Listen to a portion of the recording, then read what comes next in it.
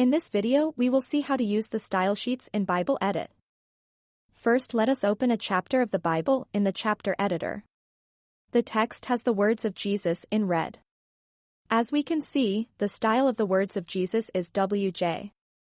In this video, we will update the style sheet so that the words of Jesus are in italics as well. How to do that? Click on Settings in the main menu, then on Styles. Here it uses the standard style sheet. We now want to create a new style sheet because the standard style sheet cannot be edited. Click Create a new style sheet. We give it the name of our own choice, and we click on the Submit button. Now we see two style sheets on the list, the standard one and the new one we just created. Click on Edit and look for the blue letters WJ, which stand for the words of Jesus.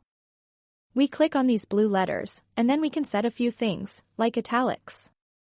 It is off here, but by clicking on Off, we can find the options and choose one of them. Pick one of these and set it on. We are not done yet, because the chapter editor does not show the words of Jesus in italics yet. The reason is that we are still using the standard sheet. This needs to be changed first. We can select our style sheet if we click on Settings in the main menu, and then on Bibles. Here we must first select the Bible of our choice. Then if we scroll down the page, we see Style Sheet for editing set to standard. Click on Standard, not a logical step, but we do it anyway, and then it will show the options to choose from. We pick our own style sheet. If we now go to the chapter editor, we will notice that the words of Jesus are now in red and in italics as well. Enjoy working with the new style sheets. Thanks for watching.